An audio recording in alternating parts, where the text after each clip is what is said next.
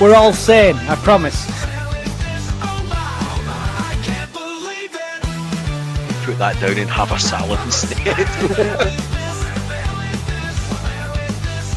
That's just Johnny 5 with Kim Kardashian's ass stuck on the back. And now the new one, Johnny Bag. Not in for Brian. Little small USB. We'll talk about it when it's over.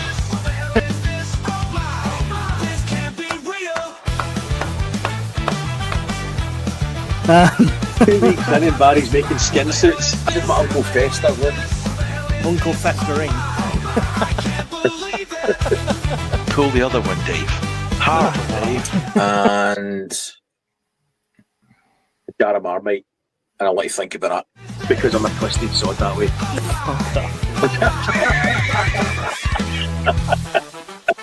That's a dick. I'm working on it.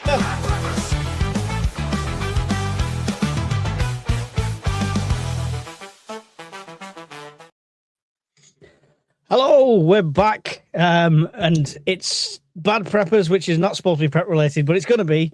But we thought we'd do it like this so we could say what the fuck we want. So make sure the kids are well away from the speakers. Anyone with a sensitive disposition, why have you joined a stream with Brian on in the first place? That would be my question.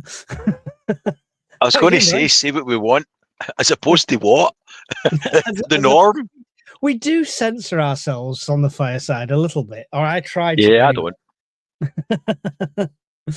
Anyway, loads of people in the chat already. 99 people as soon as we've started, which is great because this is an impromptu thing. But there's so much news, Brian. There's so much shit going on. Where do we start? is the question. There's nothing good. We'll start with the reason I wanted to do this. Somebody posted on Discord. I'll pop it on the screen here now. GB News posted this. Labour may soon need to restrict food supplies, hospitals, schools, and transport networks if the crisis continues.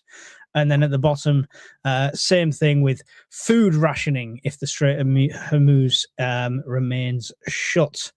Now, we know as soon as the mainstream media starts to talk about things, and I get GB News is not fully mainstream. It's like the one step down, slightly right-leaning mainstream, but it's still mainstream. It's a self-fulfilling prophecy, right? 100%. Even if there was never a shortage in toilet rolls. Yeah, Sorry, mate. Did you say that article was from something, some interview or something? Yeah, the guy, Professor Butler, he's now an energy consultant, but he was the vice president with BP. He's got 30 years industry experience in the oil and gas game. And he did an interview on the radio yesterday. And this is all off the back of that. And he's basically turned around and said, listen, if this goes on for 2 to 3 weeks more, we will have to have some form of rationing in terms of fuel and possibly foodstuffs here. The reason that he tacked on foodstuffs and things was because the distribution networks are reliant on fuel. So if you've got no fuel, then you have to make priorities. And he listed a few things on the criteria. But as soon as this is reported on, is that not going to reduce that 2 to 3 weeks now? If it goes mainstream, I mean, the thing is at the moment, it's so underreported here. If you look at Sri Lanka and Pakistan and India and the Asian markets at the moment, they've taken the initial hit. So Sri Lanka's in a 4-day week. Pakistan's in a 4-day week. Myanmar has got fuel rationing. Pakistan's got fuel rationing, so is Sri Lanka. So for Sri Lanka, you need a QR code to buy fuel, and you're only allowed so much. Yeah. Sorry, this is the biased broadcast company, but yeah, see them queuing up there around the block. That's absolute madness. So in Myanmar, what they do is on one day it's odd numbered registration plates can buy fuel, and then the next day it's even numbers, like that. So somebody's job is literally to check their number plates, everybody who comes through for fuel. Yeah. Wow. Now, It's underreported here because and I answered this in Discord or on my channel earlier, that but we only get a small amount of oil and gas from the Middle East. Yes, but we're part of a global economy, and when one part takes the hit, if you get blood loss in your body, the whole suffers, not just the part that's leaking the red stuff, right? Yeah. It's like that. So at the moment, the world is hemorrhaging the black stuff, and we will take our share of pain from that. Whether that's in having to buy it in the global market, inflated prices, or even companies breaking contracts and just turning the tankers around and going somewhere else where they're going to pay twice as much. Yeah. And that's happened before. Yeah, and I believe it, definitely. And it's the price as well, because if it pushes up, I mean, I think Iran said they wanted to push it to $200 a barrel and really make people suffer, which is double what we're on now. We're going to have rationing purely through the price tag, right? Yeah, and companies will be going to the wall. So if you think of haulage companies, they contract for fixed costs, right? The price that they paid, or they based the contract on last week or the week before, it's now a third or half what it was, more expensive again. There'll be companies going to the wall. When I start seeing haulage companies in the UK going down the tubes, I'll start worrying even more then. Yeah. Oh, another company collapsed today. See, NCP went. Yeah, the car park place. Seen that. Yeah. I don't know how you fuck up that model. We've got land. Everything's automated. You park there and pay us. How do you mess that model up? I think they killed the golden goose by overcharging. Yeah. Almost like a certain country that we live in. They just tax you to death. Yeah, until there's nothing left to tax. There's more benefit recipients and taxpayers at one point if it carries on the way it is. And we all know you love them people. So everybody that can work should work. I don't think that's an unreasonable premise to get through life on. No. That's I can fully agree.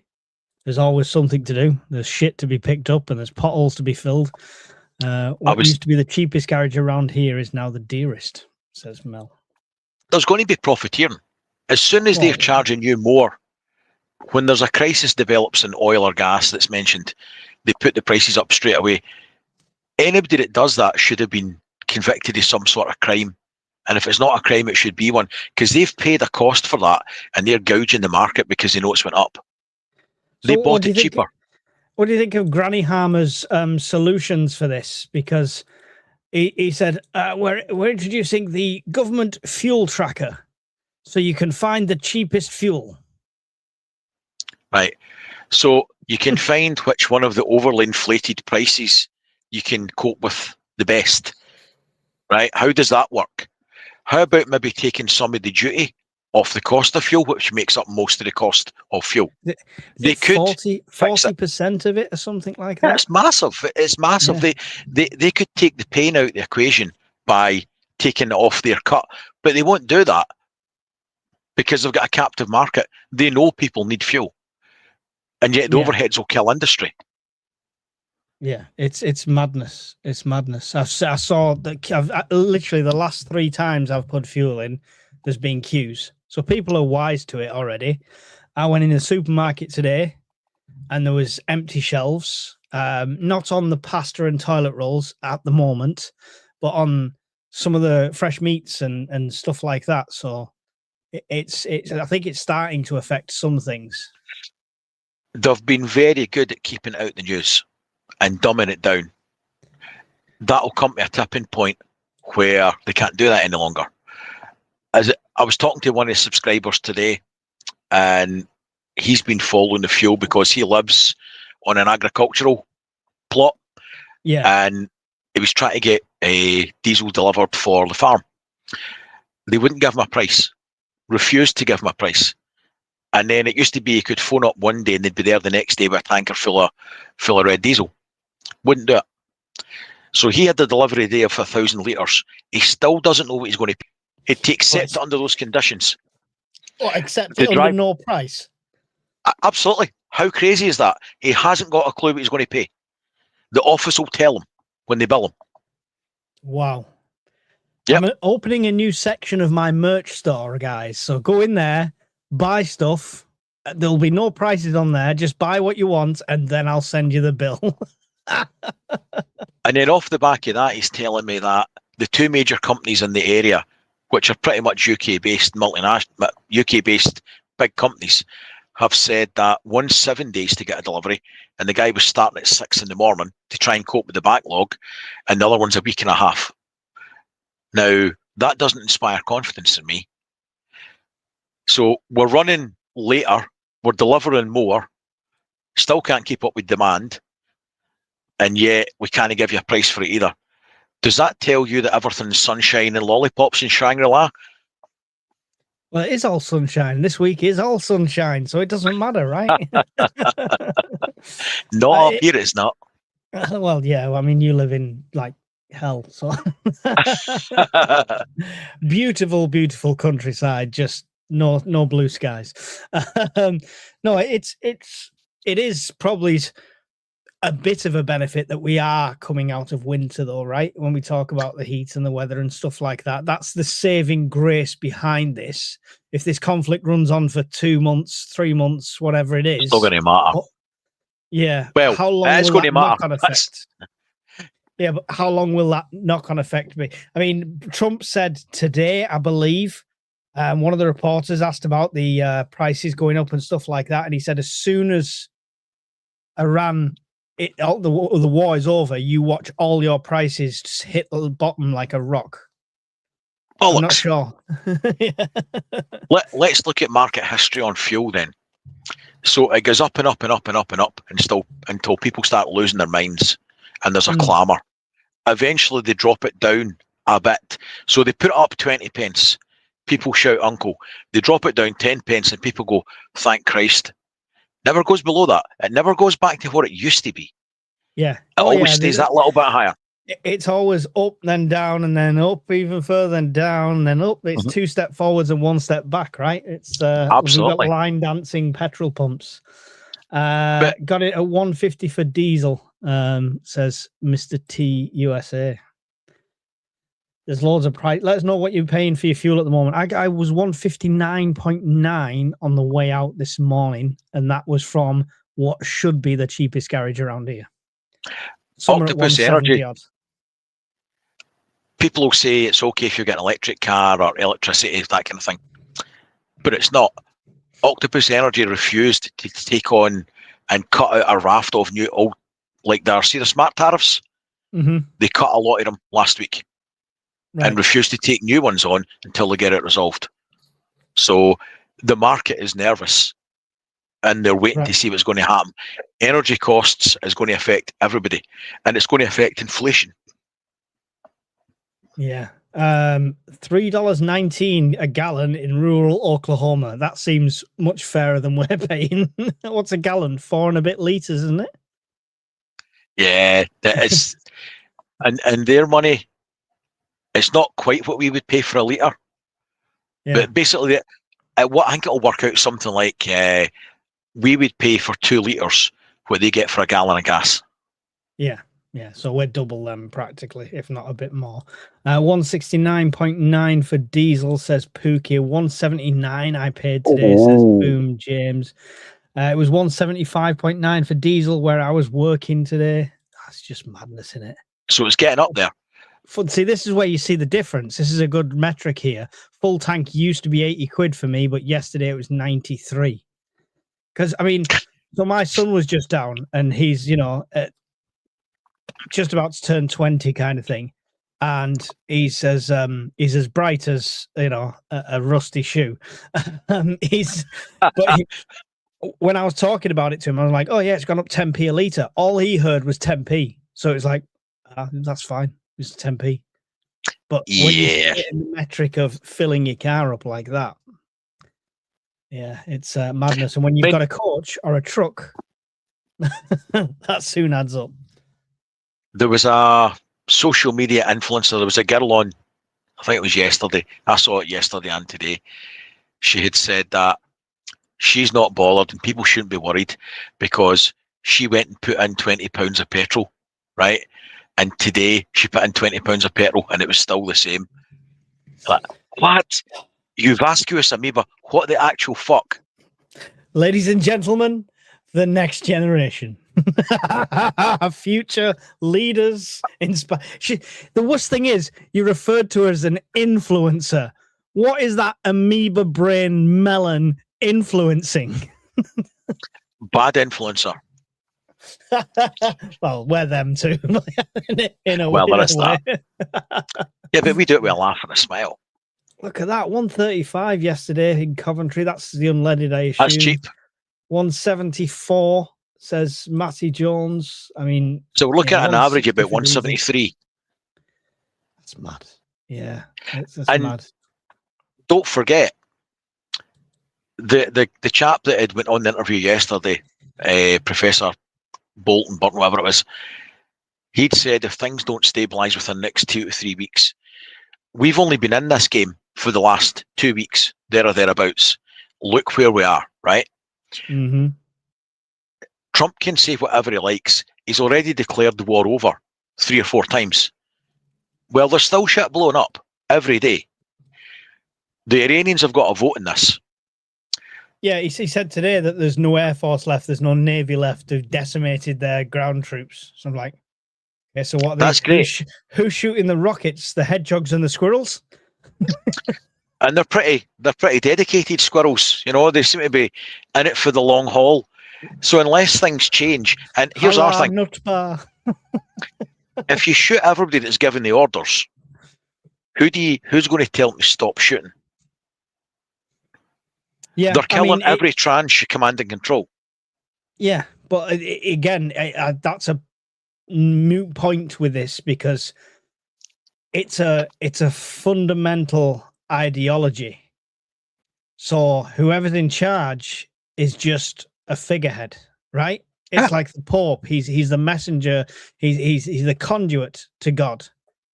The guy in charge of them, as far as they're concerned, is sat in a cloud pointing at things, you know. Yeah.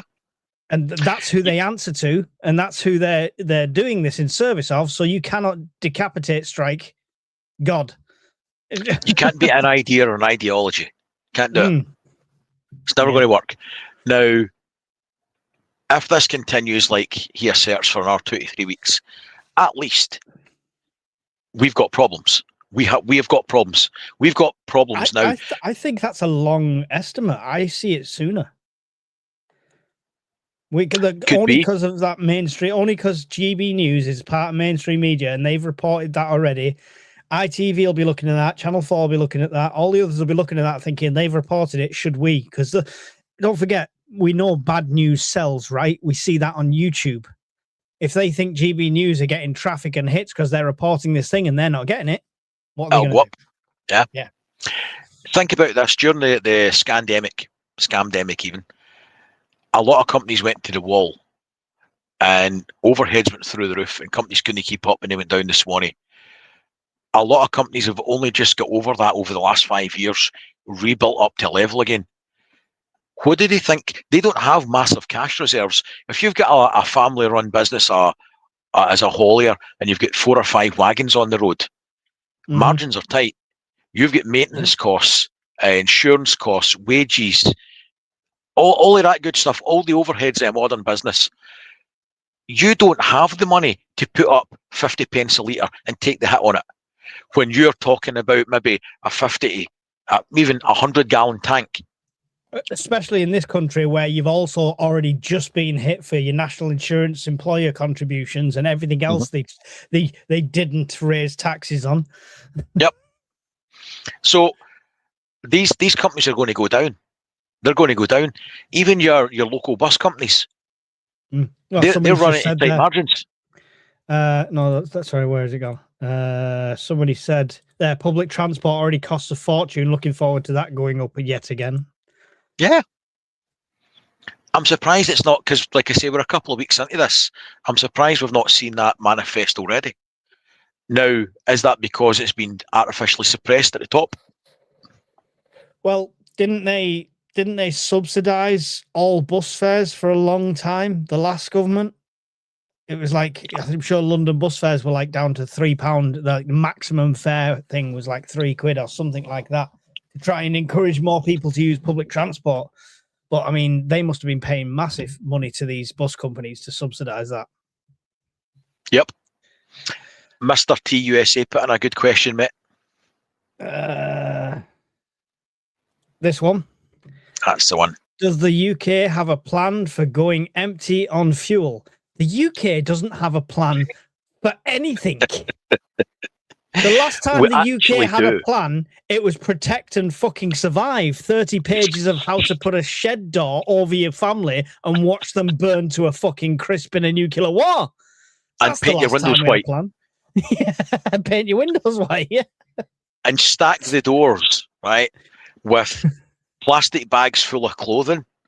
Yep. Right? Soil. So your white painted windows, your highly flammable bags of shit on top of the wooden doors, and your breeze block house, 3 meters from the epicenter of the blast, you'll be fine. Welcome to the crematorium.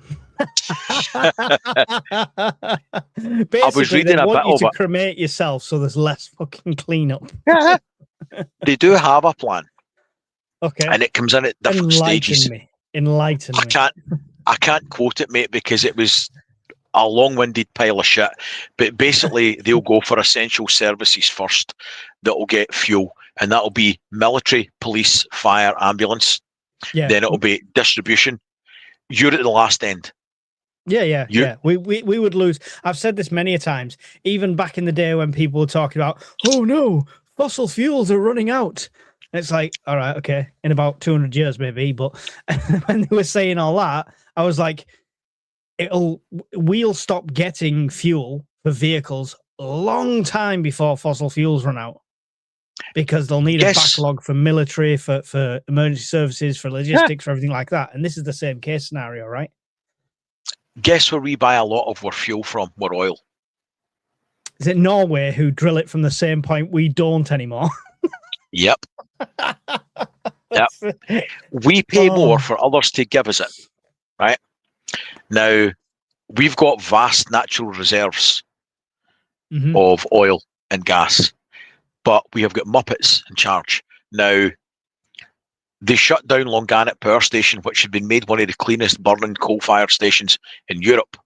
They spent millions making sure that it had carbon capture filters in place, and then they blew it up and flattened it. Now, that is the energy-controlled manner in which we work. The idiots. We've got enough natural resources that we could have a controlled changeover to cleaner burning energies. So we could have a controlled changeover to nuclear, something that will give us a good backbone to run the grid. We don't. So we're giving up lots of high-paid jobs in the offshore sector. Where are they working? Where are these guys going to go? And how do we get them back? Well, Granny Harmer also said that they were reducing legislation, which means the nuclear power stations will get built faster. Right. I mean, what's faster? Because we're already how many years overdue? 10 years over the last project, 10 years and double the budget, and it still hasn't produced enough electricity to light up a fucking light bulb. What will be finished first, the power station or HS2? There was a 14-year connection queue to get systems onto the grid. They've now reduced that to 7. And China is opening coal plants left, right, and center. Yep. And using the natural resources. But it's the carbon footprint, bollocks, right? That's all this is down to that, right? I kid you not. I sat in a frigging 1-hour thing today at work about reducing carbon footprint. And it makes me laugh because the size of our country and the size of our population, reducing our carbon footprint, wonderful, great. Let's save Fluffy the squirrel and all of that lot. Excellent, all for it. At the same time, China, because we're exporting everything we possibly need to do, is churning out 10 times as much because they've got the industry. So we're not getting rid of our carbon footprint. We're exporting it. It's still harming the same goddamn planet. And everything we're choosing to do in a renewable format is toxic. So if you put batteries in your home or you buy power banks, all the horrible processes to make all that shit right? It's toxic. Your Yeah. wind turbines, they're toxic. We're making lots of forever things that'll never disappear on this mad rush. Now, I'm all for a control changeover, but we've not got that. Yeah. Welsh Prepper said, yes, it has national emergency plan for fuel. It's open source. Cat 1 and Cat 2 responders will get priority. Is there a timeline on that, Welsh Prepper? At what point is it implemented? That's the question. Because we've already tapped into the strategic reserve. Which made not a jot of difference. Yeah, I know. And we've got less than 30 days worth in the first place of refined reserve. They released the largest volume into the market to try and stabilize things. And if you looked at it in a graph, it fixed things that much, and then it just went back up again. Yeah, 105, I think, last time I checked. I don't know if it's gone up since, but yeah. Mental. It's nuts. It's nuts. Somebody said as well, did I star it? Yeah. Just as well that I only commute 3 miles each way to work. That's all well and good, but your name is UK Mechanic. If there's no other cars on the road, what the fuck are you fixing? Something else the chap was telling me today when he was on about the fuel deliveries. The driver had told him they'd been warned to look out for people following their vehicles when they're delivering fuel. Think about that. Now, what does that tell you about the future? Max. Right? They're worried about a fuel shortage if they're worried about the tankers being followed. That is mental. That's Mad Max. That is Mad Max territory. I'm going to apply for the job of the flamethrower gunner on the top of the fuel tanker. You know, the one at the back on the spike thing. I don't like to label things, but I'm sure that was a woman and she'd better tits than you. And probably me, fuel tanker and flamethrower was not a good idea with my track record. You would put one foot on the tank and it would spontaneously combust on the spot. It would just go pop. In fact, they'd be poking you off it with a stick. Maybe the other guys can hire me to stand in front of it, because they'll definitely stop and say, no, don't come any close. Can the rationing begin with freebies handed out to the recipient class who got FedExed onto the island? No arguments here. Don't know who you're talking about at all. I'd say something else I wanted to ask you about, see what you think, because I've seen both ends of the stick with this, where Steve from Agenda Free TV is like, he won't even let people comment about it now in his chat. And it's the Netanyahu, is he dead AI videos, conspiracies going absolutely nuts at the moment. I don't think he's dead. And I'll tell you why. If he was dead, they would use it as political capital to galvanise the Israelis to do more. So never let a good death get in the way of an agenda. If that guy had been planted under a building and blown up, you would know about it. He would be portrayed in a manner that allowed them to go further and bomb more people and do it quicker. So I don't think he's dead for that reason, because there's never been any political capital made. Although on the swing side, you wouldn't want to give kudos to the Iranians. So I could be wrong. I could be wrong. What's everyone else think of this in the chat? You must have seen some of the video. I've seen some of the videos, and it's pointing to like a shadow on something which is moving at a different speed of him. Apparently one video he had 6 fingers, so it's obviously AI. I mean, my middle of the road conspiracy would be he's wounded or he's injured in some way, and that would be the only reason to create videos like that. I don't know. It's the moon landings all over again. Yeah. Oh, don't get me started on that. I love my chat keeps locking up. Guy keeps locking up. Yeah, I can't keep refreshing the chat. So if I miss MD's messages, yeah, I'll miss loads. If they can put it in capsules, or they can use the super chat on either one of our channels. You can use the super chat, guys, if you're getting missed.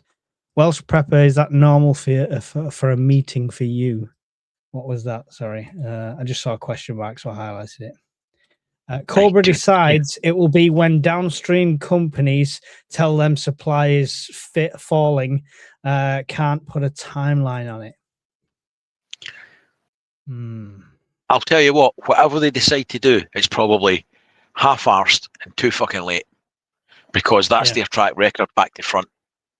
Yeah. I was being sarcastic, but I do work on a lot of vehicles that are considered to be part of critical infrastructure. Interesting. There you go. So you'll have a mechanic job for a while at least. Why are you sitting on the floor hiding behind the screen banner? That's to you, Brian. I'll answer that because I've not changed out my work fleece, and now and again my employer's name keeps appearing on it, so I'm actively trying to block that. So that's why I'm sitting hunched over. Otherwise, McDonald's will be very upset. I'm sorry. Oh no! I'll never make the fries counter at this rate. Just keep selling them 2 apple pies. You'll be all right. That's when the big bucks start coming in. Mossad would be rewatching the AI to make sure they were perfect.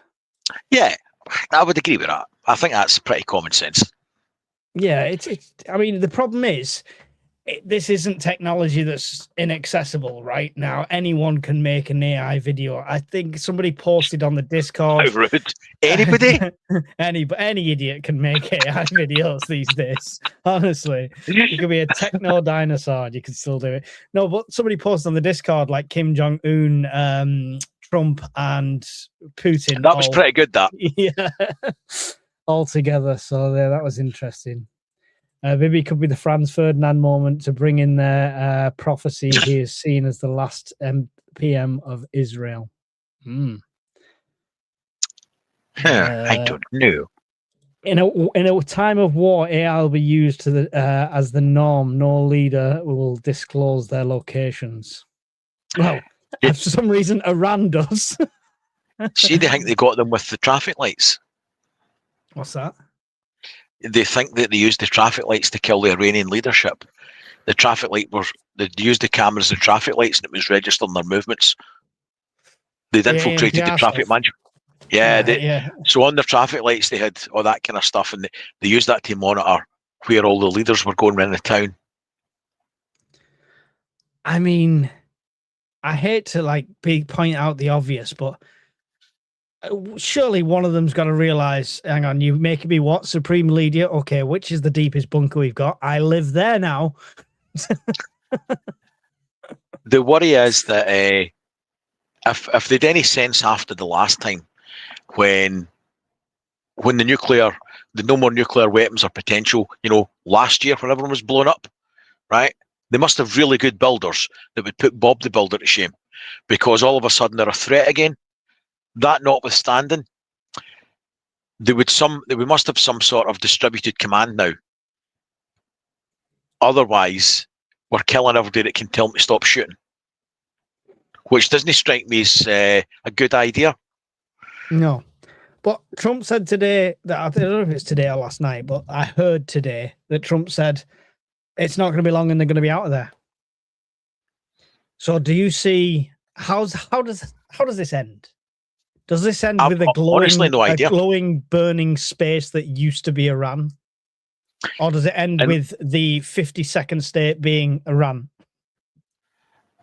I don't think that would be viable, because when there's a strategic shift to the Pacific, because China's the devil at the moment, then I don't think they'd want to commit that much force to Iran. But the problem is, if you're going to kick the anthill over and then say 2 or 3 weeks later, that's it, job done, we've bombed them into the Stone Age, okay, that's fine as a premise. But what happens when you go away and they're still shooting missiles? Because that's what's happening now. Yeah, but they already did that the first time when they said they've obliterated the nuclear option. Mm-hmm. But that was a gentleman's agreement of retaliation. They fired missiles into Israel. They fired missiles into American bases in the Middle East. but nobody was really hurt. It was everybody can save face here. What's happened now, nobody's saved face because they killed everybody. So even if the US decides to pull back now and go, right, that's it, we've won, we don't need to put boots on the ground, we've flattened everything, we can go back home, that's great, that works fine. However, the people that are still left in the Middle East, so all your allies in Saudi and things, they're still getting shot on a daily basis. So you can't cut and run now, and you're effectively stuck there. So you need to a negotiated settlement. However, while all this is going on, we are day after day, week after week, God forbid, month after month of the Strait effectively blocked, which will be crippling to the world economy. Yeah. So Alan said in our fireside that last time we had the fuel strikes, we were 6 days off economic collapse in this country. Similar sort of direction, do you think? Well, we're getting more fuel and products from the States now and LNG tankers, but we've also got less natural production. We're getting more oil and products from Norway and Europe, but we've got less domestic production. And we've just shut down the last refining capacity in Scotland last year. So we might be getting more from here, we might be getting more from there, but locally, we've got nothing left. So I don't know how that's going to go, but I'll just put those cases out there that we might be getting more from other sources, but domestically, everything's in shit state. So I genuinely can't tell you how that'll go. I mean, let's get this straight. We can't just... There's what's the fix? Because I'm assuming we can't just go, oh, we'll just turn that plant back on. No. There'll be pipelines need to be purged. There would have to be maintenance checks, repairs carried out. The people that were skilled and paid that have went to other jobs, can you attract them back? Can you attract the prohibitive taxes that's in place that means it's not profitable for oil companies to drill? Are you going to get rid of them? We've basically demonised the oil industry for the last 6 years, so they don't want to drill. It's not that there's no oil there, there's just no money in it for them because they're getting taxed to death. But at least there's no idiots sat on the M25. Yeah, they're all sitting in number 10. Yeah, that's about right. What is Mike wearing? Is that a stab vest in the home? Have you upset the missus? No, it's just a Gold's Gym jumper. There's not. I'm not sure. Here's something in the chat. Lol, Trump is on about dropping a nuclear bomb in Iran. Okay, that's comforting. I've not seen that yet. I'll look for that later. I mean, this is what I said. So for me, he's got 3 options, right? He's got the Iranian method of just stopping and declaring victory and saying he won, whether he did or not. He's got option 2 of boots on the ground, potential political suicide, coffins coming home, stars and stripes draped over the top of them. Or 3, irradiate the place, because you cannot successfully beat. We've said you can't beat a fundamental ideology, but they're underground. Look at the pictures of Gaza. Look how flat it was, and they were still coming out like termites. Yeah. Let's consider your points one by one then. So option 1, we kind of spoke about. You could call a halt and say, job done, like Bush did, war over, major combat operations are over. There's still troops in Iraq now. Yeah. Right? Now, you could do that. You could take everybody home. The carriers go home. The subs park up. It's home for tea and medals, right? Who's to say they're going to stop shooting? Yeah. They've already said, well, we're in it for the long haul. And they're still shooting. So do you cut and run and leave your allies there getting shot to shit and you go home and say it's a victory? That's not really viable. Option 2, boots on the ground. the coastline, for that amount of coastline to try and take it and hold it and push back a security perimeter, that's no viable. You're talking tens, if not hundreds of thousands of troops to cover that much surface area to push back artillery, mobile missile launchers, ballistic missile launchers even further. But the drones, you'd need to push back. That'd be easy to push back because they've got shorter legs. But the ballistic launchers and stuff, you're hundreds of miles away. So you'd be hoping to push out a security perimeter, maybe put in your own air defence assets on Iraqi land, Iranian land, and then hope you've not got suicide bombers, conventional military attacks. That's not going to work. No. And the allies that you've got, who you've pissed off for the last year by telling them they're all worthless, well, they don't want to get involved because you never asked them before you did it. The first they knew there was a problem was when hundreds of thousands of their own citizens were stuck in a fucking war zone. So, understandably, they're a tad miffed. So, and the third option, the nuclear option, I don't know. I don't know if they'd consider that. That's how I can't call it.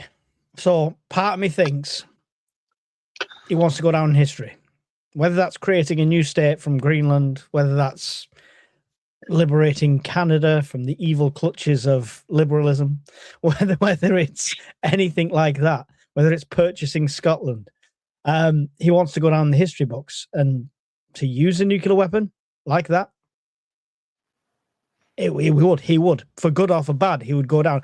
The other option of that, though, is him pulling out, saying it's all done, and Israel using the nuclear weapon. Now, let's keep in mind, Trump's had a conversation with Putin, and sanctions have started to be lifted from Russia. Mm-hmm. That was mentioned, and then no one's really talking about it since. But that is a huge alarm bells for me. Yeah, because nobody's got their Iranians back anymore. Their primary backer, who they've been buying drones off, is effectively making more money by selling it back in the open market. There's been a backdoor deal done. But is that part of that deal? Is, by the way, we might end up nuking them. So don't worry if you see a ICBM flying over. The political cost to that, to him personally, and Western governments and would be huge. I wouldn't like to think the number of martyrs you would make and how risky it would be to even use public transport, whether you're in America or the UK.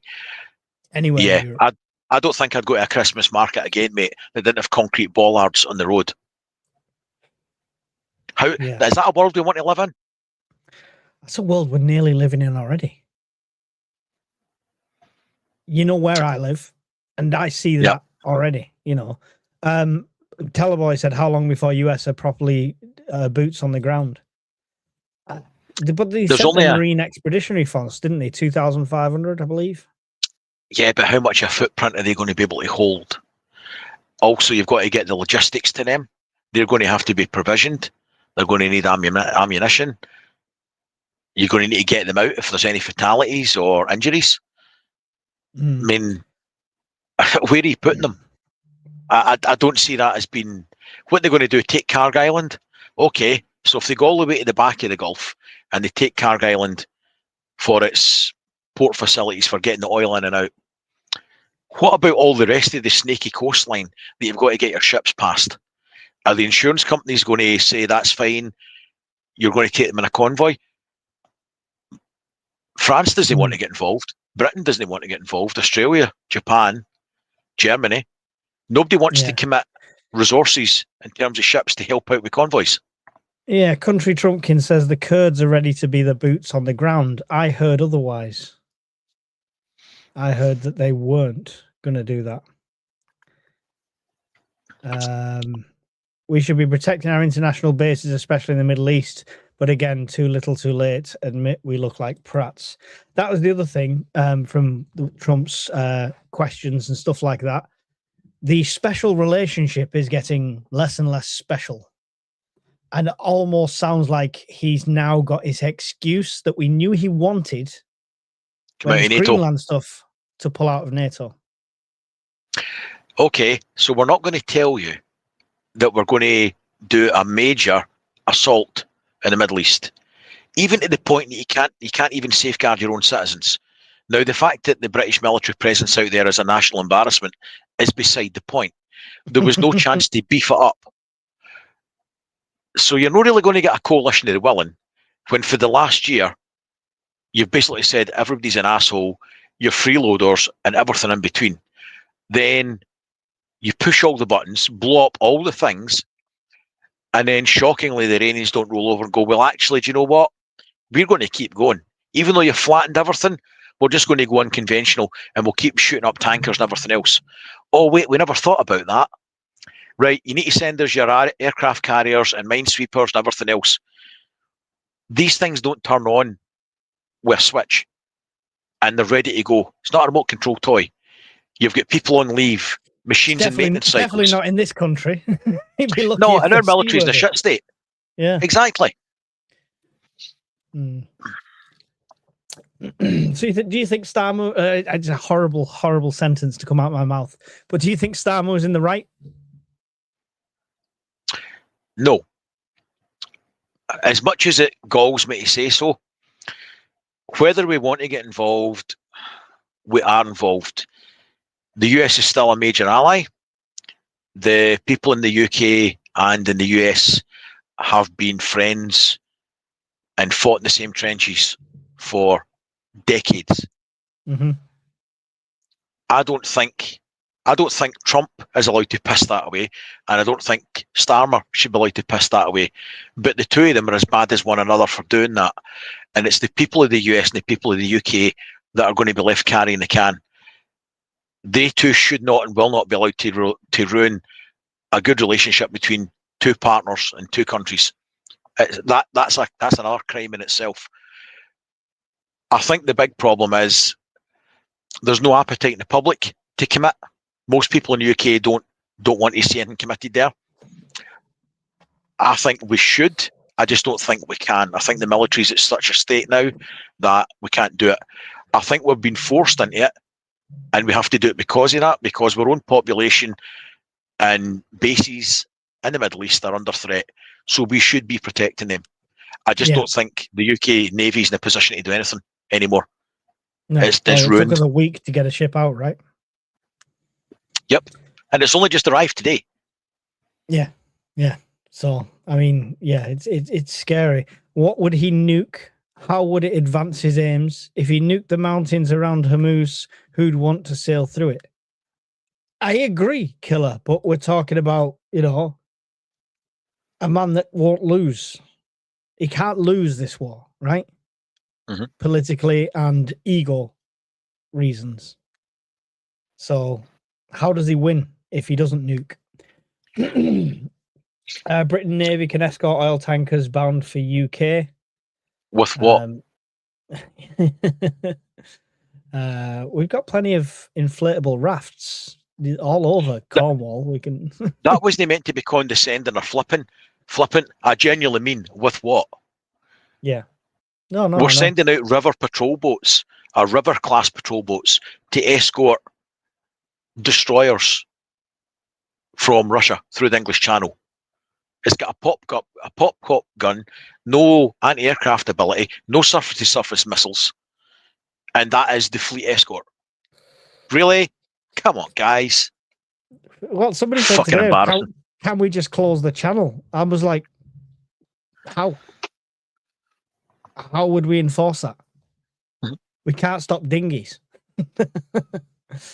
There would be some screeching nutcase with blue hair protesting. Yeah, of course there would. Because we're discriminating against all the people who want to illegally come here. I hate Starmer and his cronies, but if you start a war based on the back of a fag packet by a cadre of former news presenters and golf busies, don't come running to us when it all fucks up. I agree.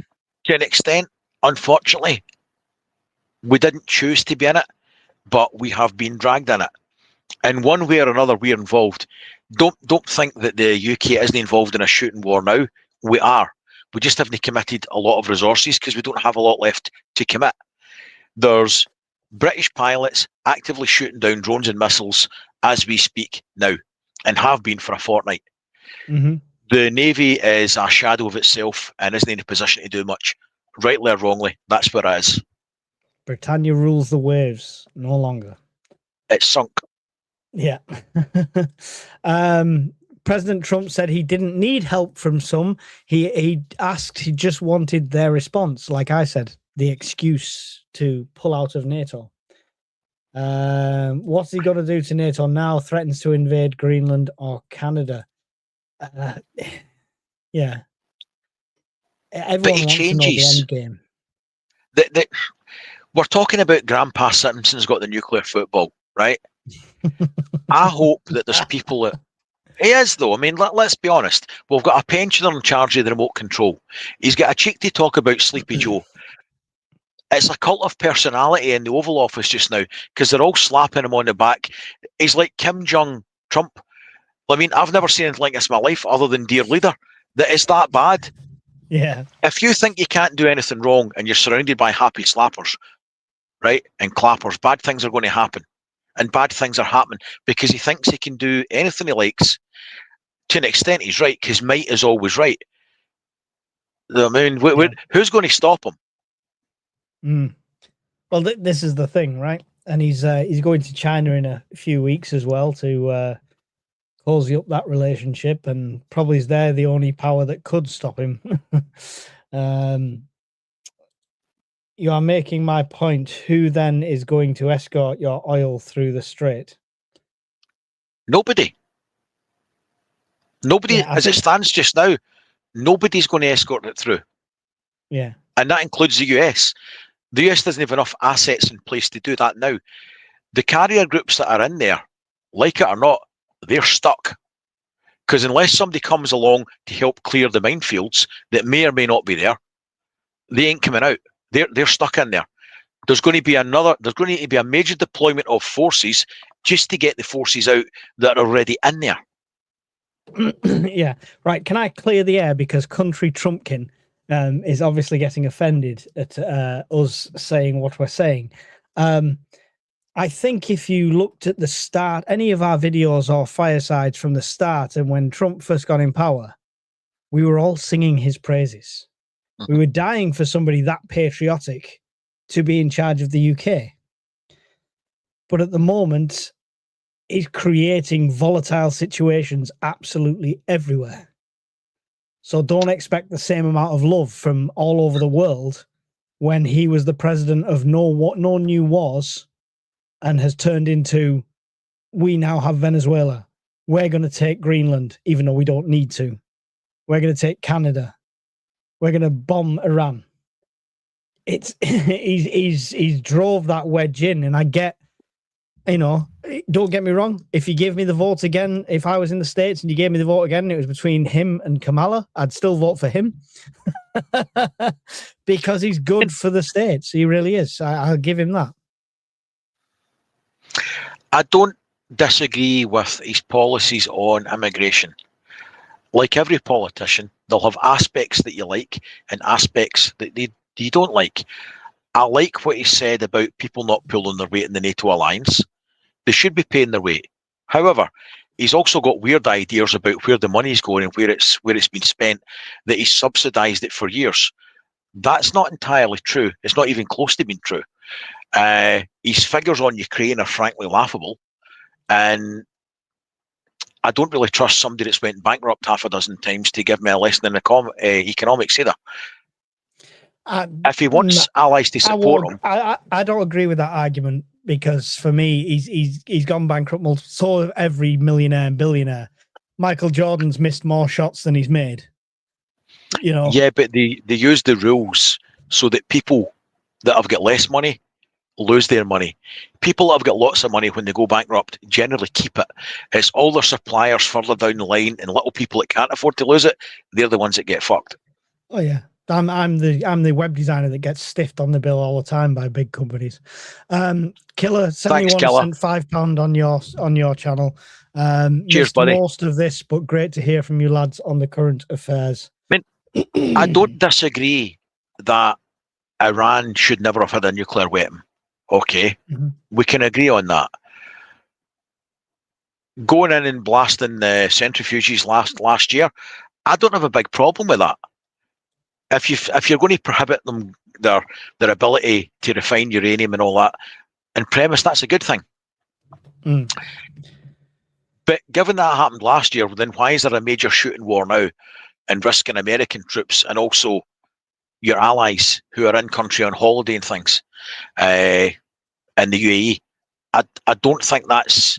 You don't make friends and you don't turn your back on your friends and not give them a warning. You're on a night out in a bar and you decide to start swinging punches, right? But you don't tell your friends you're going to do that. You just decide to start swinging at random. And then when it's going wrong, you go, oh, wait a minute, I need to just tag somebody in here. It's a little like that. Good mates would already be in, you wouldn't have to tag. In the context of fuel and food chain delivery, I can see the connection. However, the West does not buy fuel from Iran. China does. WTF. I think Brian put the best analogy of that at the start of, you know, it's not where the bullet hole is, it's the entire body that bleeds, right? So the world's economy is bleeding and the lifeblood of the world is oil. And whilst we don't get all of ours from there, we get byproducts of oil from there to make medicines, for acids, for other industrial processes. It's not just, the figures don't tell the whole story, but let's just stick to oil and distillate products. So on that basis alone, we don't buy a lot from there in terms of what we need. But other countries do on the global market, and we buy oil on the global market. So we suffer from the inflated prices and the willingness to tankers to break their contract and just fuck off from the UK en route to another port that's paying double.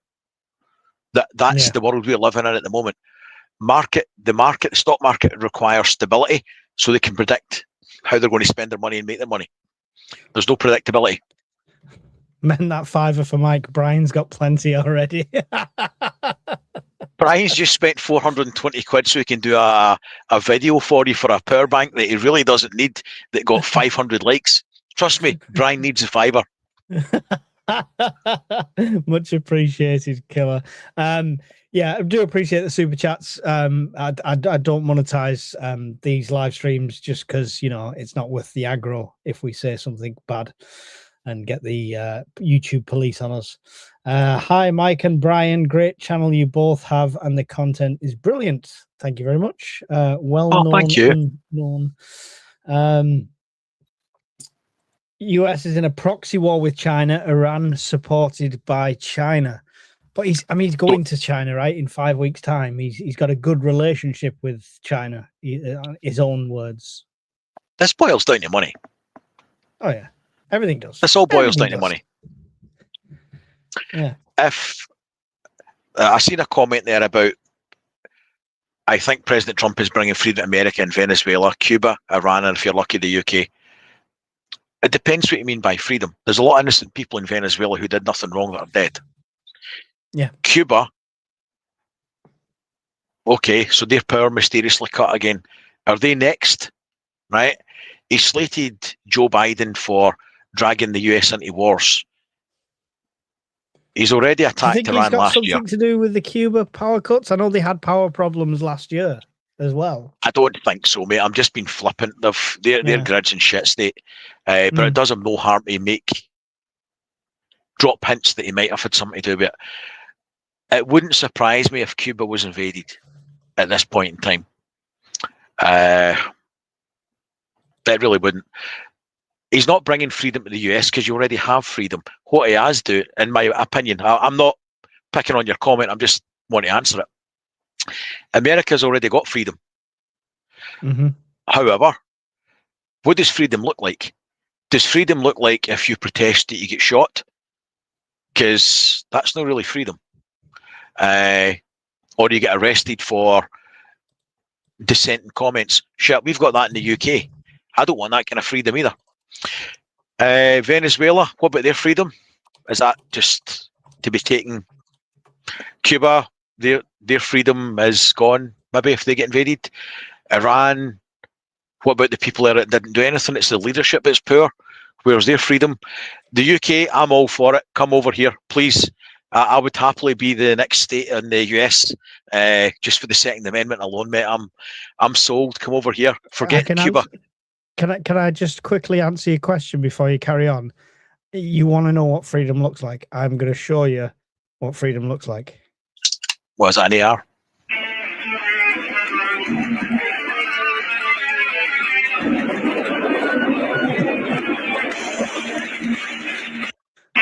What the fuck?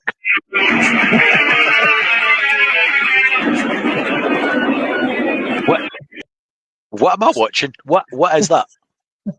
It's just a guy in the middle of a storm holding the American flag rocking out. Fair play. It's like the definition of freedom. That's just Florida in a rainstorm. I've been to Florida in Hurricane Francis, and I was watching palm trees out the villa we were staying in, and it looked like somebody put a branch in a blender and turned it on at full speed. It was an interesting 2-week vacation. There's a scene in the TV show Landman that explains this situation perfectly. We have 120-year-old oil-based infrastructure, and it's in everything that exists or linked to it in some way. Great series, by the way, as well. It's a brilliant show. Yeah. He has the best explanation for why the wind turbines are the biggest waste of money going as well. He's great. Again, I agree with him on that. It's not a Trump bashing podcast, this. It's an opinion. Can I just say, it still pisses me off that he keeps calling them windmills. That's the only thing. A windmill mills. It mills flour. That's the point of it, right? They're not windmills. They're not milling anything. Just... They milled the engineers, I know that much. There was a few get shut down because the guy's lanyard got stuck in the generator output shaft, and it dragged them inside and just chopped them up. Oh no! Oh dear. That was about 5 years ago. Wow, what a way to go! So Brian, what's your thoughts on plug-in solar meant to be banned in the UK? But what's your take on it? So the units themselves are not banned. The same units so it's the EcoFlow Stream ones that's the kind of most common one. It's sold in Europe as a balcony solar system that you can plug into the wall. In the UK, to get round the IE regs, what I've done is said it's got to be hardwired to a breaker by a competent person. It's the same unit. It's just our rules are different. Funnily enough, we've got an abundance of bollocks regs, right? But anyway, in the UK, the same unit, you could put a plug on it, stick it in the wall. I'm not telling you to do that. And it'll work perfectly fine. It's the same unit that'll work in Germany that when it's sold there, and they plug it straight in the wall. Okay? If you put a 13 amp plug on it and stick it in the wall in the UK, that'll work just as well. But the instructions say it's got to be hardwired to a suitable breaker by a competent person. Ed Miliband, walking just staying that he is, he's now decided to market this as some sort of newfangled invention. This stuff's been out for 4 years. He's a bell end, and it's going to make no difference to the power grid in the UK because we only get sun, maybe 2 weeks out of 4. And we're in one of them now. Woo! Yeah, again, not where I live, Wayne. It's pissing down.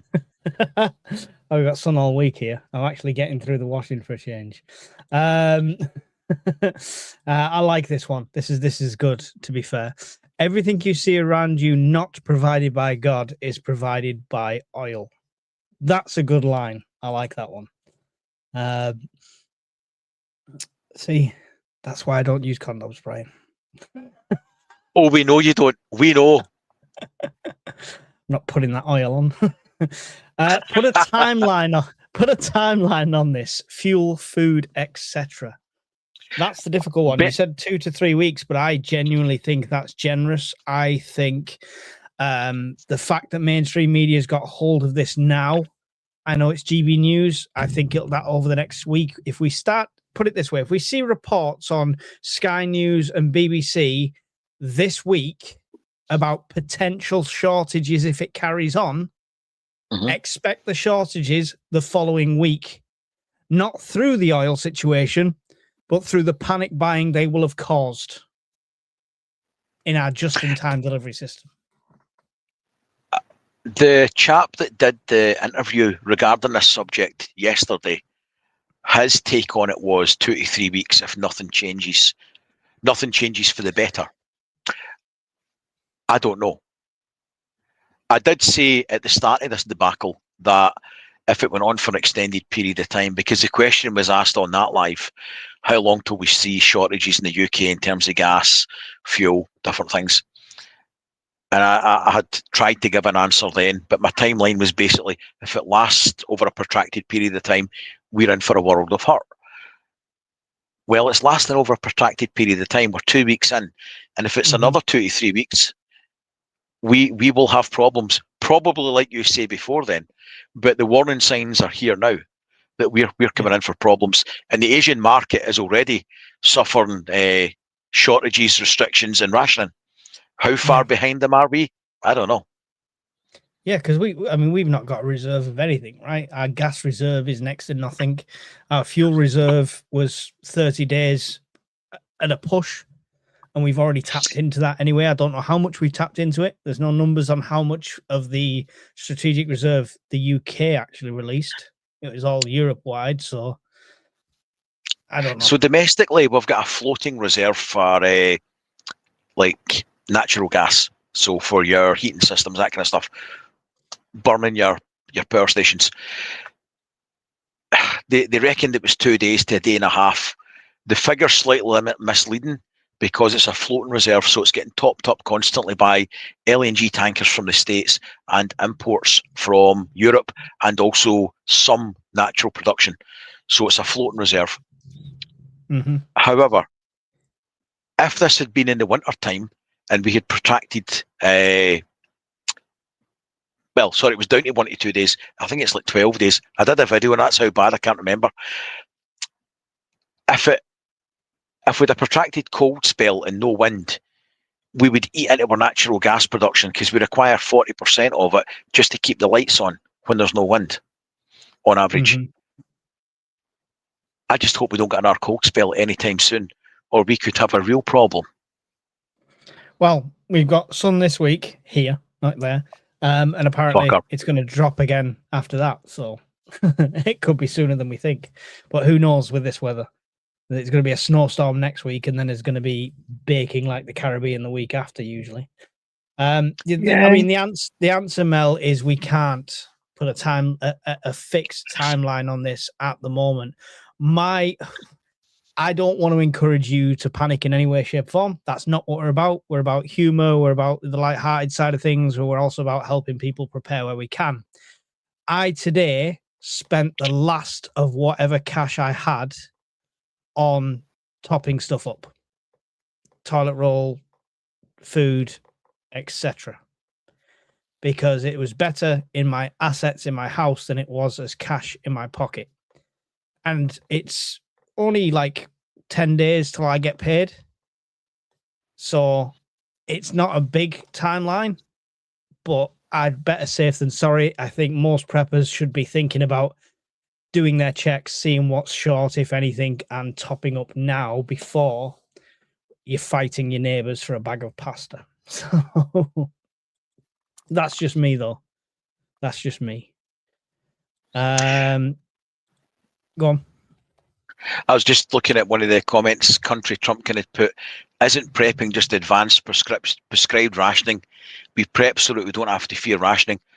Yes, it's we prep to make our life easier for unforeseen circumstances, and the preps are generally generic to cover a whole host of bases. In this situation, I'm advocating tweaking your preps for the peculiarities of the timeline that we live in.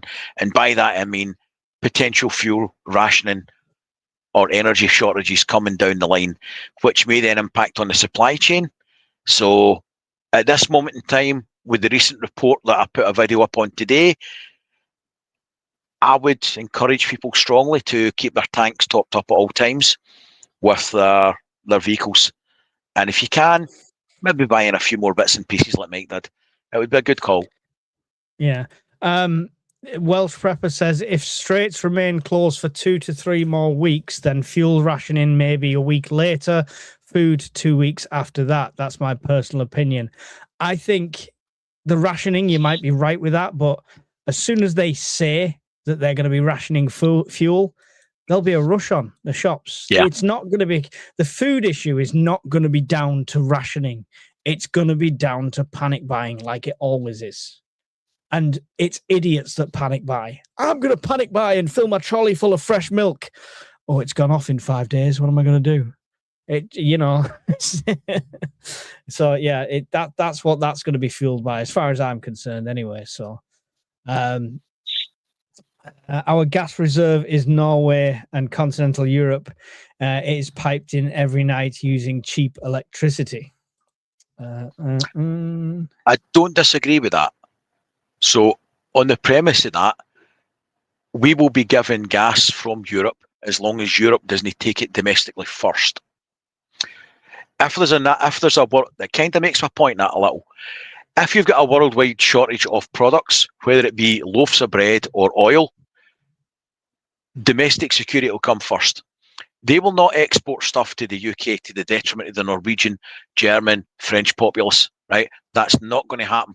So if you've got a worldwide problem that we have now, they will look after domestic first and export the rest. And anything get exported because of the market demand will be at a vastly inflated price. Yep. Mark's backpacking adventures. Mark, go back to Mark's adventures. It's much easier to say.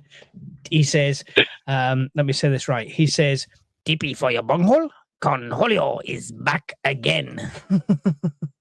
I don't know what accent that was supposed to be. Please don't ever do that again. It's. Have you not seen Beavis and Butthead? That's what it's from. I am Conholio. Yeah. I need Tippy for my bunghole. Yeah, I must have missed it. Sorry. Oh, I'm sure somebody in the chat will appreciate how accurate it was. Thank you. Anyway, right. Back to the sensible stuff. There's sensible Brian, stuff. As I said earlier, 100% of the countries are chasing 80% of the supply. Yeah. Yeah. President Bob totally in the agree. house.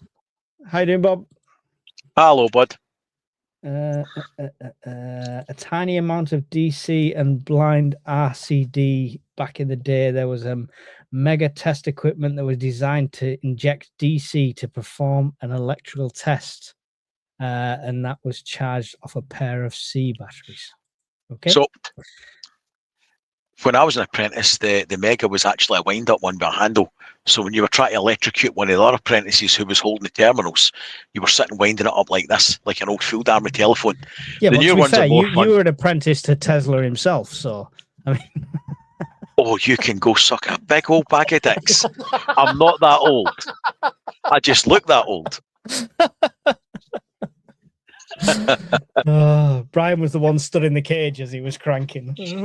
See, I pay extra for that shit now. See, the thing about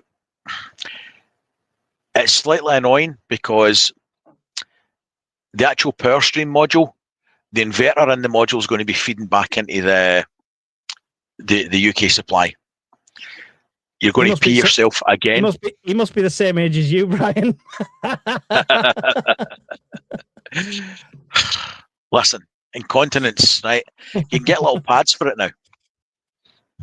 It's a good prep. Sounds pish. Oh, Sorry, there's John looking for an invite.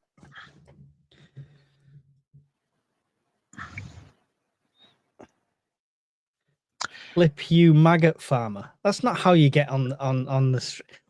We I'd have to change the entire stream. I thought you were on holiday. Yeah, I thought you were on holiday. I mean, it was supposed to be an hour long. How long are you staying on for, Brian? I can stay on a little bit longer, or John can take my place. I'm good with either. It might be interesting to get a perspective from John from Civil Resilience. It might help your stream more.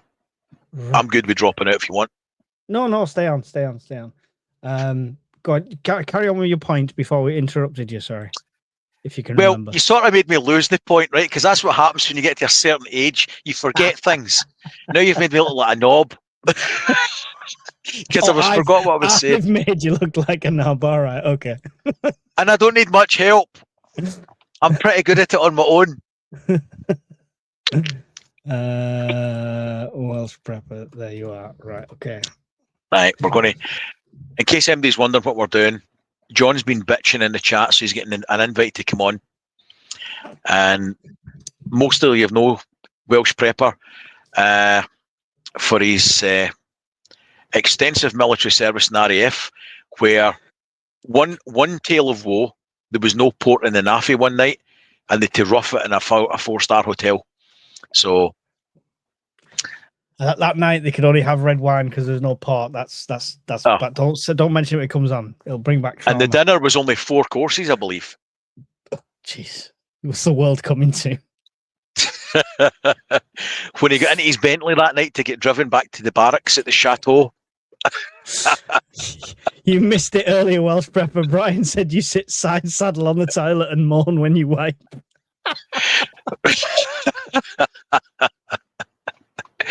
Well, when the butler wipes him, as if he's going to use his own hands. The very idea. John, I've sent it on Discord.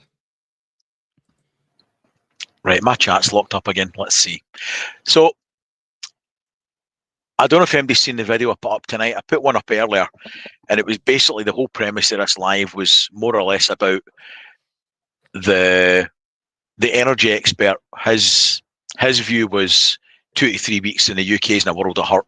So that was how it started off. I'm sure somebody's probably missed it. I found a 12 gauge works well. 12 gauge does work very well. I've got a few at home for clay pigeon shooting. Bob says I was in the Air Force. I would cry when we ran out of champagne. Sometimes the butler didn't starch his cravat well enough either. I want to go to that VA meeting where they're all sat around complaining about the butlers. Do you think he's got a starched scarf like Snoopy? There he is. You wanted to come on to this. Come on, bring it on. Bring on. I got all your answers. Where's the scarf? I was waiting on you coming on with a scarf like out to here with a weld wire in it. My wire broke when I poked the servant in the eye with it.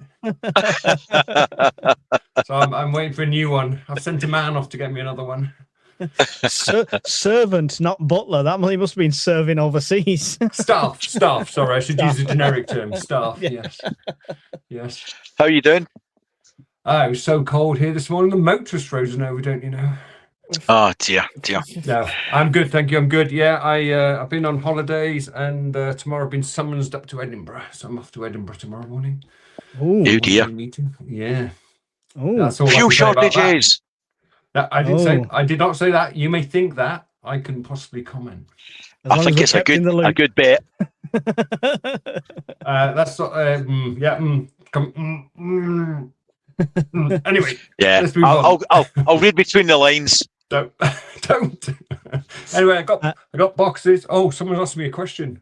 Yeah, question for John. If you were recalled, would you personal gentleman have to come back to serve to valet for you? Absolutely, they're tied to me for life. Yeah, they're on an indenture. It's a bit. I was going to say something quite controversial, and I stopped myself. Yeah, you're on the right podcast. This is why this is the one that's called Bad Preppers. It's fine. It's not just because we don't have wood burning stoves. It's. I miss my wood burning stove. Yeah, I miss mine that I've never had. I just got an open fire now, and I'm not even going to have that in a couple of weeks. So, I'll bet you have to put your own logs on it these days. I've got a man. I got a man for everything. He's getting called to Edinburgh. He's going to be living in the bunker soon. It's fine. I'm staying in a Holiday Inn Express. It's the same as a bunker then. Peasants. Do they know what you used to do, John? How dare they? I'm coming out in a fever already. With get this, with the public. Dun dun dun. I need anyway, your viewers aren't here to hear about my tales of woe. They want to talk about current affairs. Come on, let's talk some current affairs.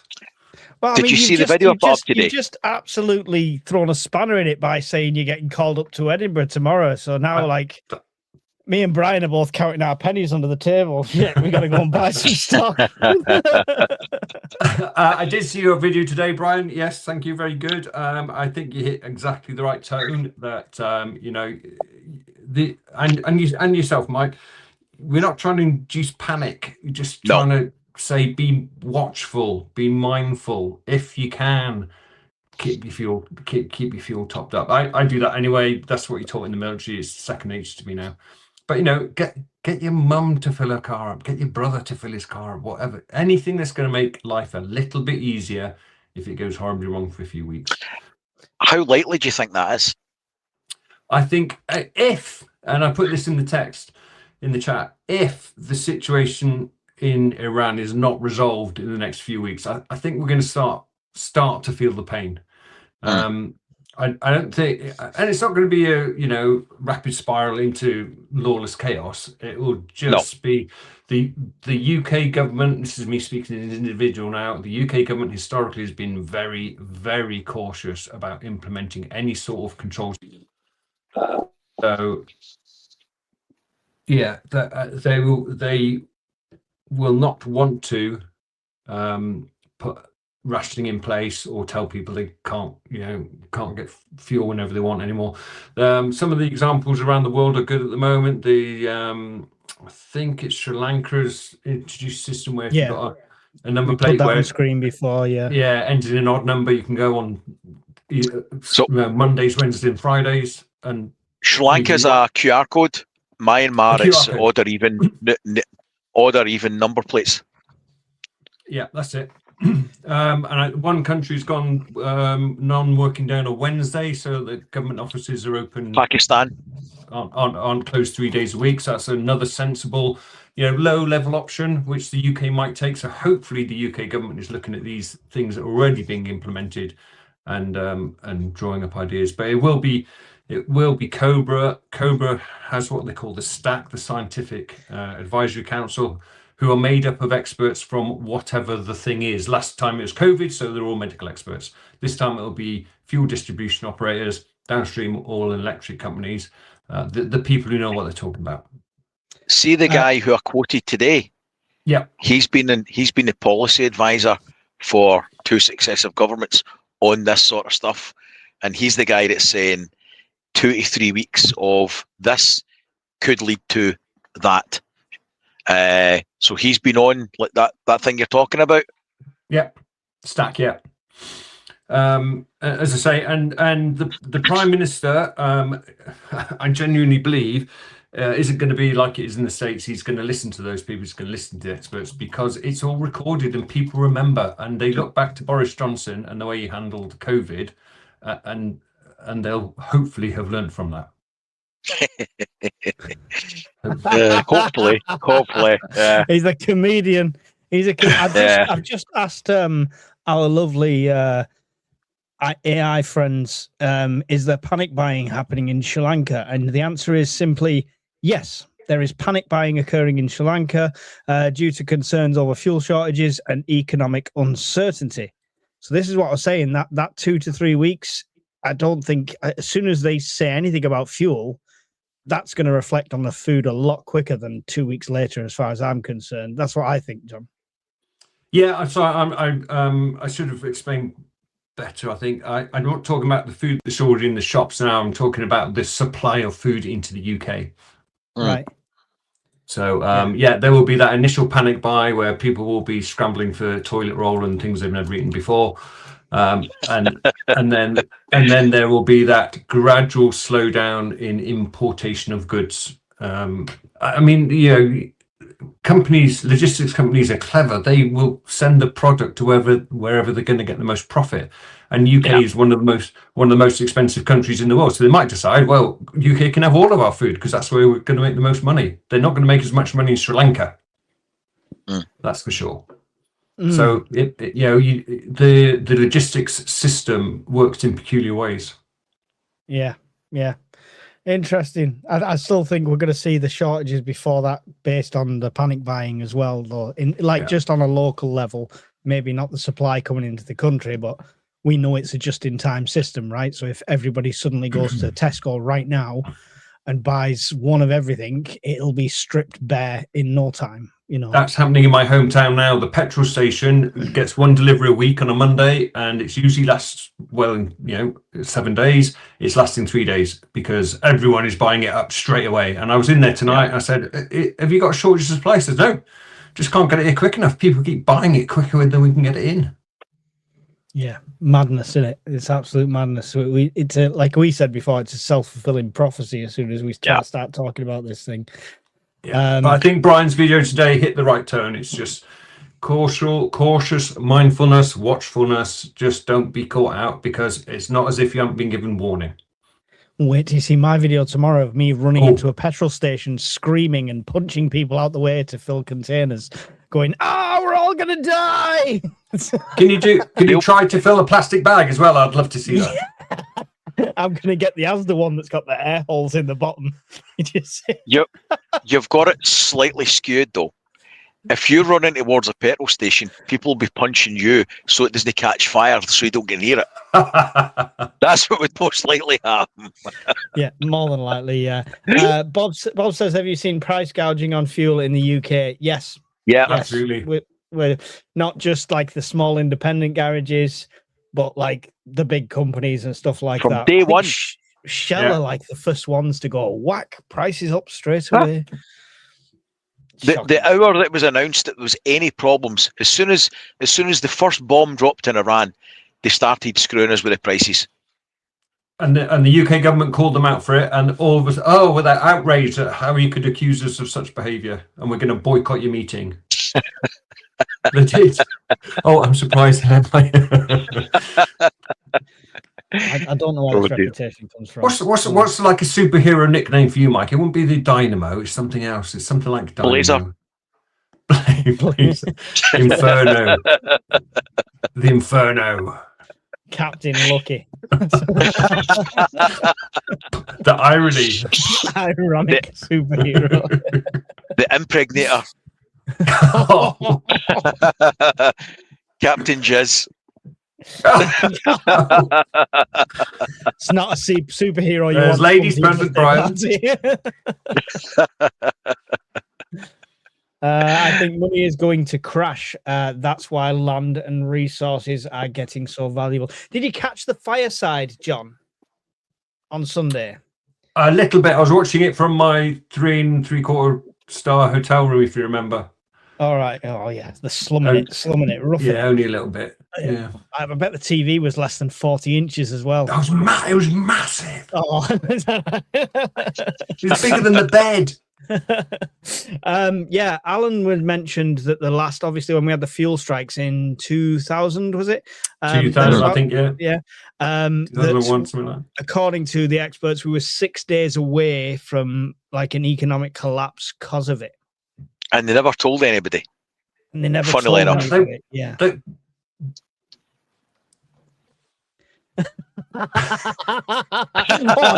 can join us and not say fuck all, John. Thanks. No, but what my question is this worse than then? I don't think it is worse than then. At the moment, again, we only get 6% of our petrochemical imports from the Gulf. We've got a much more robust supply line across the Atlantic with the LNG, as Brian mentioned earlier, with those big tankers that look like they got massive balloons on them. And America is very willing to sell it to us at an inflated price because we pay, I think, double what the US pay for it. Norway is quite happy to keep selling to us. France is, quite happy to sell us gas coming up from the continent. So I think we're in a different position to where we were in the 2000s.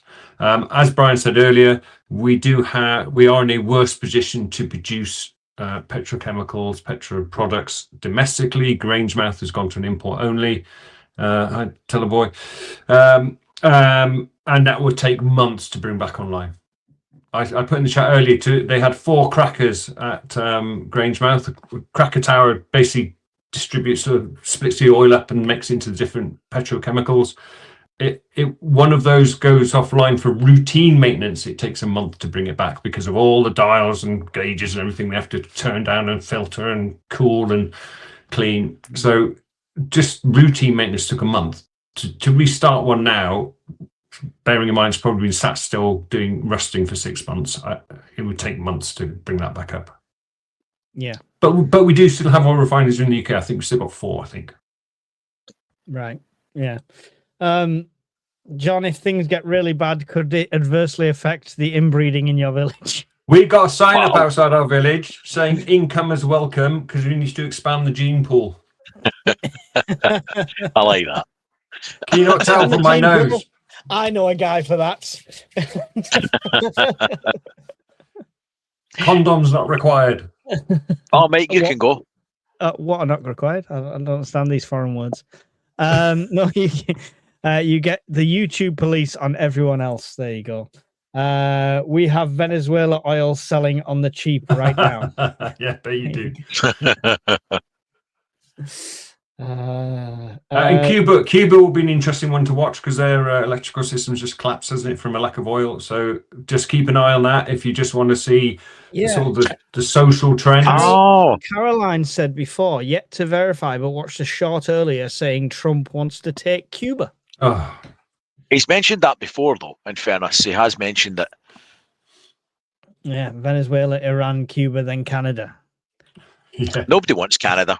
The 54 states. The Canadians don't want Canada. I'm going to go and visit Canada next year just to make sure I don't want to move there. If it's still Canada. might just stay. I'm just checking what I started here. Europe has been taking US money and protection for decades, whether you like it or not. Not surprised if America pulls out of Europe and leaves us all to our own devices. Yeah, I mean, I still think that's what his plan is. Yeah, I won't be surprised at all until the next election. I put in the chat earlier, Starmer has been advised or decided that distancing himself from Trump is less damaging than aligning himself with Trump because Trump has become toxic. And I think that would happen with NATO. If Trump pulled the US out of NATO, I think NATO light would still exist because that's the only way you can have collective defense. And then they just wait for the next president, who'll probably be a Democrat, and invite him back in again. Yeah, I mean, this is it. This is where places like China and Russia have an advantage over us, right? Because they can plan more than 4 years. Absolutely, yeah. Without everything being completely reversed and thrown at the towel in sort of thing. But this is the thing. We're going to be at odds. You say this, but we're going to be at odds anyway because Trump out. No doubt, more left-leaning president in, because that's what happens. They all want change, and then it doesn't change, and they all want change, and it doesn't change. Bit like ours. We're going to have the opposite. We're going to have the left going out and the right coming in. So we're still going to have that butting of heads. Yeah, but if you go around the left far enough, you meet the far right. I've got to mention this. Country Trump kind of said, Starmer is not truly recognised as a political genius over there, is he? No, he is not, my friend. No. He is not recognised as that at all. No. Political genius? I wouldn't say any politician's a genius. Least of all. He's a moron leading a collective of similar morons. And when we kick him out in 4 years' time, we'll get slightly less useless morons, but morons the same, because British politics is a seesaw of similar morons that lie that they'll be less of a moron than the other moron till they get in power and they all become morons. So there's a similar trend. I've got the solution. I can fix our political system. I've got the solution. No, John, it's viable. It's viable. Does it involve Guy Fawkes? It involves not paying our MPs £100,000 a year, because that's what makes them go from I want to get into politics to do the right thing to I'm not going to rock the boat because I quite like this cushy salary. And the massive pension. MPs should get paid. They should get paid exactly what they think the national living wage is, because we can live on it according to them. So that's what they should get. They think it's £100,000, Mike. That's the problem. No, but if that's the case, the national living wage, I should be getting 100,000. No, but they should.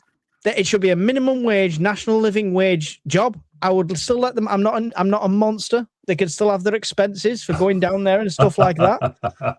But just Mike, with your family allowance, you must be in 100 grand anyway. Yeah.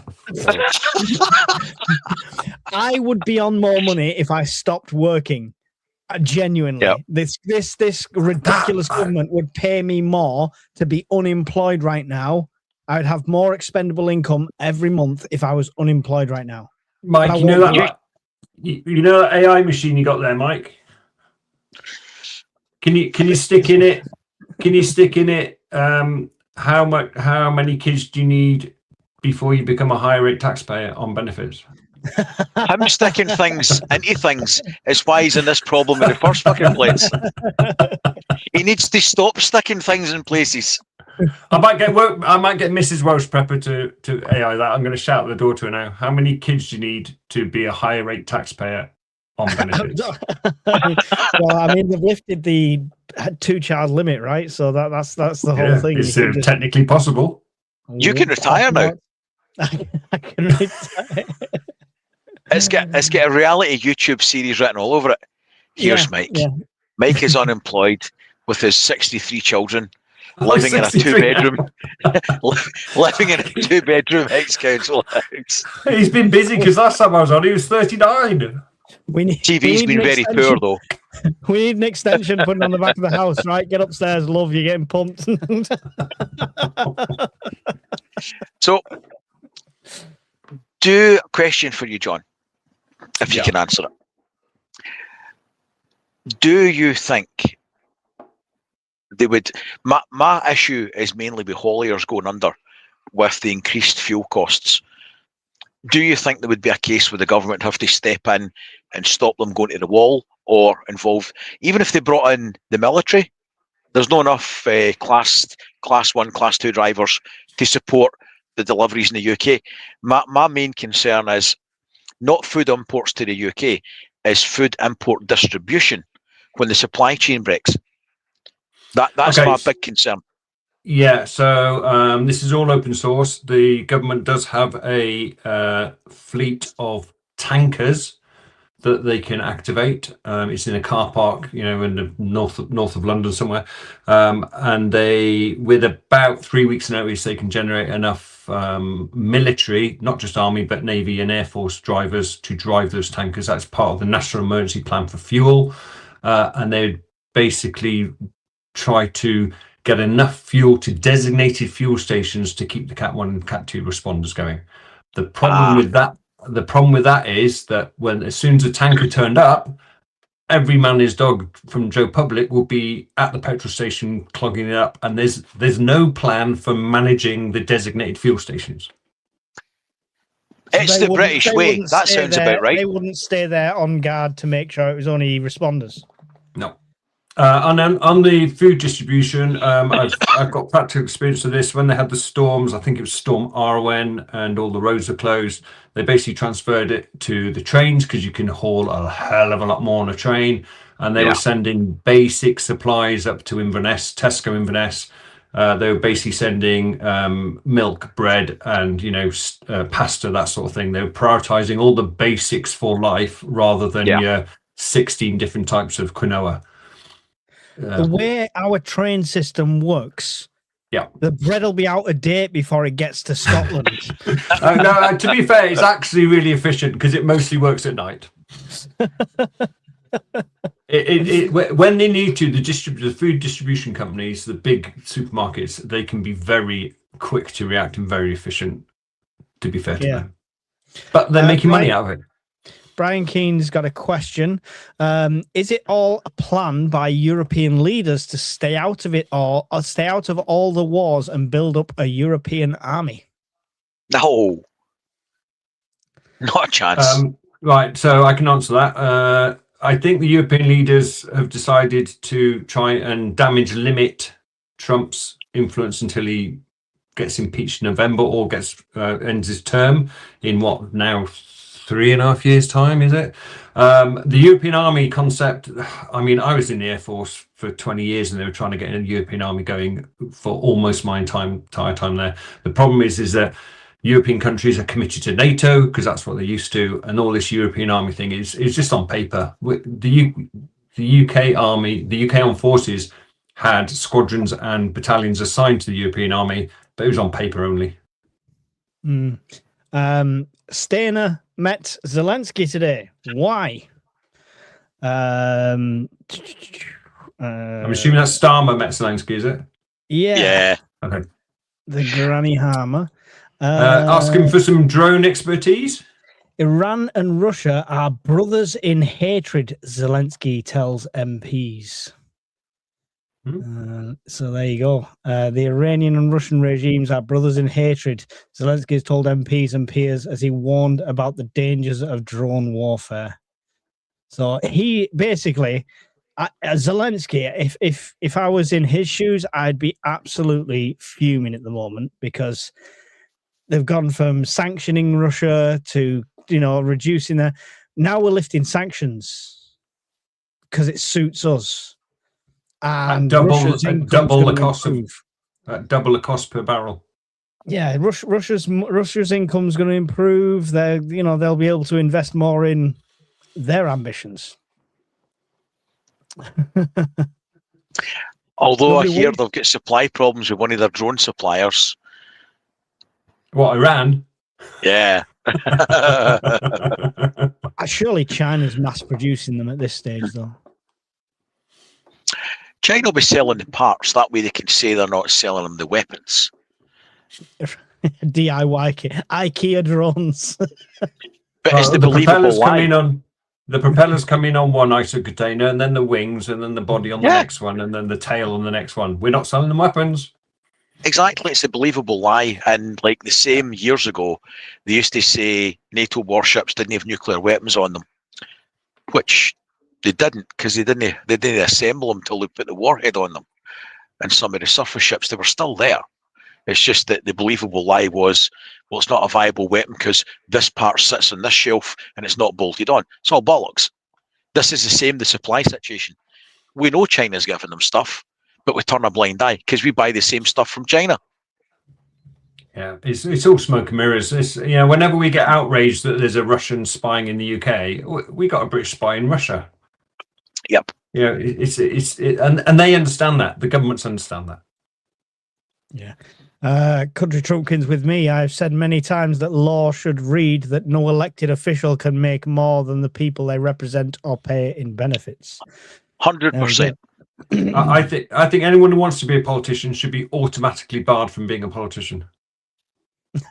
Because they're not in it for the right reasons. Like jury duty, it's like open envelope. Yeah. Oh shit! Oh God, I got to be a politician. Oh, for God's sake. I've got an idea, right? And I think this is the winner.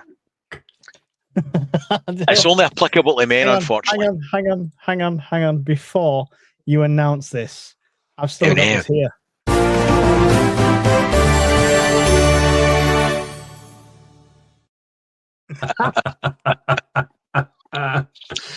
So if you want to get into politics and you're an elected official, part of that is you've got to allow electrodes to be implanted in your bollocks, right?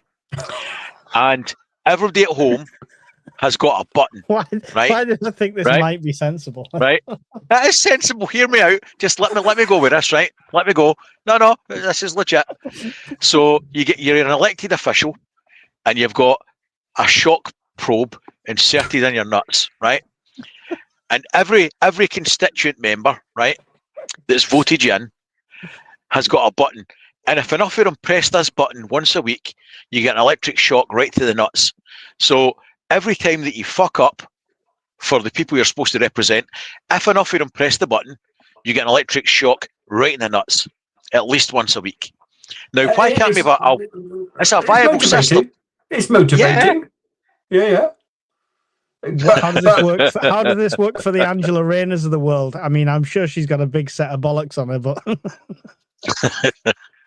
but it's technically possible to become the MP of your constituency with 32% of the vote. So that's going to be a lot of people who've got a red button that didn't vote for you in the first place. You've just got to play those buttons like a piano. Then on a Friday night when they've all messed up, you'll be like this. It'll be like Mozart doing this along the keyboard. In fact, the National Grid would probably be dimming. They would need that many recharges of their nuts, right? We'd probably have power problems. you're adding more strain to the infrastructure, right? Mike's fail of the week. That's your fail. Oh, I thought it was a good idea. I mean, yeah, we're teetering on the edge of power as it is. So, Brian, you got a £5 super chat on your channel over there. The company I work for was just bought by a Dutch company for its anti-drone technology. Thank you very much, Bruce. I appreciate the support, buddy. That's interesting. Anti-drone technology is just jamming the RF waves, right? Or the HRF waves kind of thing. But not now, because the evolution of that is trailed out wires, like the old tow missile launchers, where they've got the really thin cable dispenser on the arse end of the missile. They're sending fibre optically controlled drones, and have been for the last couple of years, so that they're unjammable. That just seems mental. That's like getting rid of your remote control car to get the wired one that's crap from Argos for £5. And those tiny those fibre wires are all littered in Ukraine, aren't they? Yeah. Oh, thousands of them all lying over the fields. Really? Sometimes the best tech is old tech. Shame it's not copper wires. I know quite a few people that would have cleaned that up for them. Well, I'm just wondering if we're going to see another invasion of Ukraine, right? There'll be thousands of vans saying tree surgeon and tarmac that are going to, you'll see them going across the Fulda Gap through Germany and just taking all the wire. That's it. Can we just tape the button down, says Pete. Yes. Tape the button down, nice. Oh. Excellent. They currently protect UK airports and other sites. There you go. What do? Not sure. Against the drones. It was mentioned that the company worked for it. Right. Okay. Yeah. We did a course last year doing drone pilot courses, and one of the guys that was doing the course on the third day, he'd been across to the States doing a course on anti-drone capturing drones. Basically, the drone, there was perimeter protection around whatever site you put it in, and it would detect an incursion from a drone, and this other drone would take off and fly out there and just grab it with a net and bring it back. There's a prison in the Netherlands where they use hawks, like literally live things here, sit on your arm. And it flies around the inside of the prison, and as soon as it sees a drone, he's on it, and he goes and snatches it out of the air. That's a true story. You can look that up on the internet. Imagine trying that in Ukraine, and it grabs one that's got an explosive on it, and speckled gems all over the road. Oh, I do miss speckled just lands in your trench cooked. Nice. Or it brings back the drone with a live warhead on it. Yeah, I love that. That's if they start using cats for it. Spits out in your lap. Brought you a present. Kaboom. Jesus Christ. To keep the crossbar on the target till impact. Bit like a Betamax with a remote control cable attached to it. Yes, I remember that. Yeah. Oh, Whiskey Jack's just giving away his age. I never had the Betamax because I'm not as old as you two. But That's Seasoned. The phrase is seasoned. My experienced. first VHS player was a top loader, and it had the remote on a wire, but the wire was like 10 meters long, so it didn't matter where you were in the room; it could just stretch until the cat chewed it. Yeah. Well, I will probably call it and leave you to it at this point, and get ready for work tomorrow. I think I'm going to have to do the same anyway, so just give me a minute and we'll end No it. worries. Leave me in charge. Mike, Yeah. what could possibly go wrong? Viva el Presidente. Have I been banned? Can see my comments. Yes, I can see your comments, but there's 203 people in here, so I can. No, only they're pick there. I out see them. a few. Yeah. Why do whales beach themselves? That was the last one I saw. I don't know. I'll ask my ex-wife. Is Brian stocking up on Pepsi Max? This is Andy's metric for the end of the world. I've got stock. We're all good. He's good. Yeah, I think we will end it because I've got work tomorrow as well. Despite me, I should just go on to claim for all my kids instead. But I won't. Are you having another live tomorrow night or Wednesday night? Because I'm in Edinburgh, so I'll be able to watch you on my massive telly. Well, I won't be on Wednesday. On Wednesdays, I do my football channel. So yes, I'll be live, but talking about Sunderland. So Really, every Wednesday. So you won't catch me live tomorrow.